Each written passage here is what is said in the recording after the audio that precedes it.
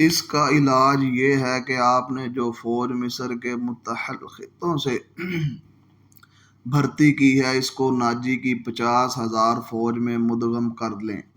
برے سپاہی اچھے سپاہیوں کے ساتھ مل کر اپنی عادتیں بدل دیا کرتے ہیں۔ علی بن سفیان نے کہا۔ سلطان صلاح الدین ایوبی مسکرایا اور کہا، تم یقیناً میرے دل کا راز جانتے ہو۔ میرا منصوبہ یہی ہے جو میں ابھی تمہیں نہیں بتانا چاہ رہا تھا۔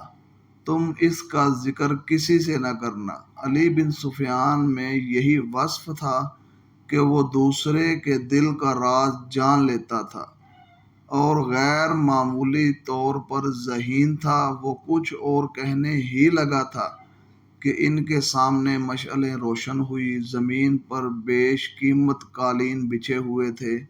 شہنائی اور سارنگ کا ایسا میٹھا نغمہ ابھرا کہ مہمانوں پر سناٹا چھا گیا۔ ایک طرف سے ناچنے والیوں کی قطار نمودار ہوئی۔ 20 لڑکیاں ایسے باریک اور نفیس لباس میں چلی آ رہی تھی کہ ان کے جسموں کا انگ انگ نظر آ رہا تھا۔ ہر ایک کا لباس باریک چگا سا تھا جو شانوں سے ٹخنوں تک تھا۔ ان کے بال کھلے ہوئے تھے اور اسی ریشم کا حصہ نظر آ رہے تھے جس کا انہوں نے لباس پہنا ہوا تھا۔ صحرا کی ہلکی ہلکی ہوا سے اور لڑکیوں کی چال سے یہ ڈھیلا ڈھالا لباس ملتا تھا تو یوں لگتا تھا جیسے پھولدار پودوں کی ڈالیاں ہوا میں تیرتی ہوئی آ رہی ہوں۔ ہر ایک کے لباس کا رنگ جدا تھا۔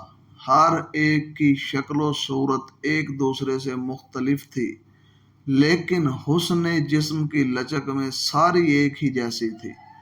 ان کے مرمرے بازو عریاں تھے۔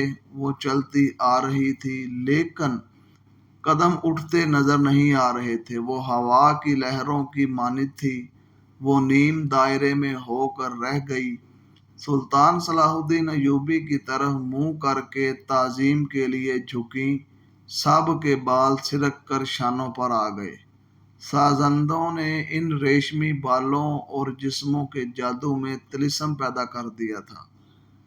2 سیاہ فام دیو ہیکل حبشی جن کے کمر کے گرد چیتوں کی کالی تھی، ایک بڑا ساٹو کرا اٹھائے تیز تیز قدم چلتے آئے اور ٹوکرا نیم دائرے کے سامنے رکھ دیا۔ 7 سپیروں کے بین کی دھن بجانے لگے۔ حبشی مست سانڈوں کی طرح پھنکارتے ہوئے غائب ہوئے۔ ٹوکری میں سے ایک بڑی کلی اٹھی اور پھول کی طرح کھل گئی۔ اس پھول میں سے ایک لڑکی کا چہرہ نمودار ہوا اور پھر وہ اوپر کو اٹھنے لگی۔ یوں کہنے لگا جیسے یہ سرخ بالوں میں ایک چاند نکل رہا ہو۔ یہ لڑکی اس دنیا کی معلوم نہیں ہوتی تھی۔ اس کی مسکراہٹ بھی عارضی نہیں تھی۔ اس کی آنکھوں میں چمک بھی مصر کی کسی لڑکی کے آنکھوں کی چمک نہیں لگتی تھی۔ اور جب لڑکی نے پھولوں کی جوڑی پتیوں میں سے باہر قدم رکھا تو اس کے جسم کی لچک نے تماشائیوں کو مسحور کر لیا۔ علی بن سفیان نے سلطان صلاح الدین ایوبی کی طرف دیکھا۔ اس کے ہونٹوں پر مسکراہٹ تھی۔